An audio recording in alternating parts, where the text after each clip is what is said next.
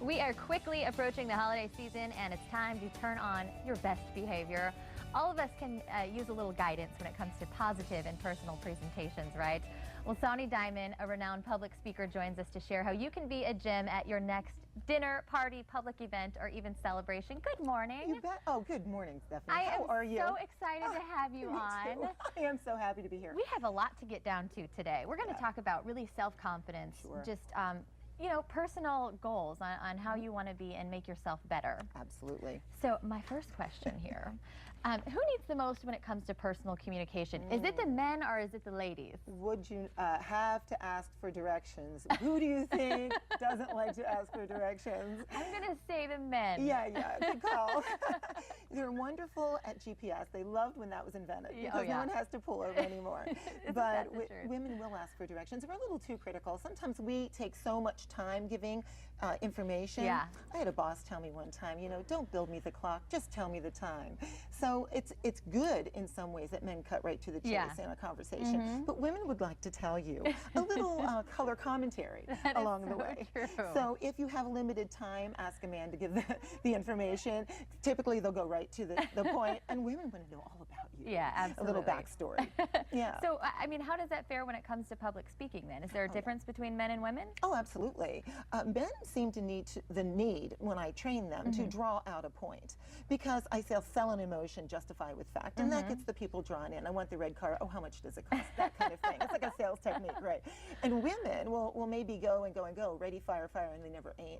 They aim and never fire. Excuse me. Ready, aim, aim, aim, and they never fire. They never get to the point, right? But they're thinking fire, fire, fire. But you're like, what were we talking about again? Kind of keep one of those surfing the web, but they never get to the story. Exactly. You're still Googling out there. That is so funny. Yep. So why do you think it is that people are afraid? What makes us so nervous to stand in a crowd or just to meet somebody new? It's the fear of not being perfect. Everyone wants to have that perfect situation when they meet somebody. And a lot of times we put a lot of pressure on ourselves. Oh, I didn't say this, or I should say that. Get the attention off of you. Put the attention on the other person. They're playing in their head their favorite radio station. What's in it for me? WII FM. And you're sitting there thinking, oh, if I pay attention to what they want, it'll be a more interesting conversation. Be interesting. That means be interested. What great advice. So you really think it's more of people feel like they're somewhat being judged? Yeah. People are always kind of making judgments about... Oh, sure. And people slip up because they may be thinking something and they'll say, oh, I'm thinking something. Did I say that out loud? Try to maintain a very good control on what you're saying and have up here your talking points. We think faster than we speak. So have things to say and go toward those points. Well, and after that, I mean, it's so much fun to meet new people. So once you can get past that hurdle, I think it's fun. It really is. It's kind of off the podium. Once you're off the podium, you're starting to meet people, and you're not as scripted. And then you have to really watch yourself. And I also say to them, be a treat, not a treatment. And when you're talking to someone, say, oh, I love your teeth. Are they yours? I mean, wait, I didn't mean to say that. Add a little something to it. Yes, they are. Kind of an icebreaker, you're saying. Yeah, so instead of going into that nervous mode, stay to something very happy, very safe. The venue. If you go to a holiday party, talk to someone about what is your relationship with the host, hostess. Are you a neighbor, a friend? You know, what brings you here? Isn't this food lovely?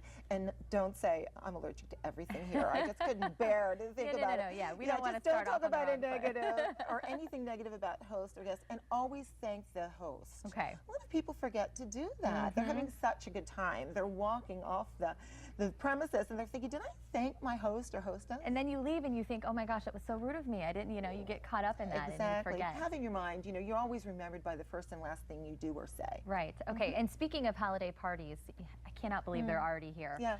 How about that? Is there a rule when it comes to showing up on time? I mean, arriving late, is that a big no-no, I assume? Well, for a TV show, you want to be on time. Yeah. Like smack on time.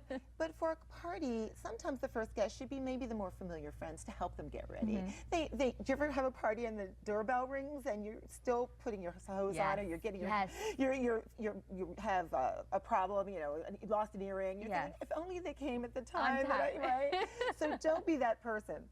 Be the person who comes after they get a little more comfortable. Maybe they had half a glass of wine, and think about it. That 10-15 minutes helps you so much to be welcomed at the door. Okay, so we have about 1 minute left, and this is something that I always try to convince my husband of, but body language. How important is body language? Phenomenally important. Always when you're standing, we say stand in the V if we were standing up, our arms together but our shoulders out, create a V. It's welcoming. And people want to come in and talk with you. If you want to have a private conversation, have your shoulders meeting so that I am talking with you and you have to go like this to get in, and they'll know to leave you alone. And have a little private time.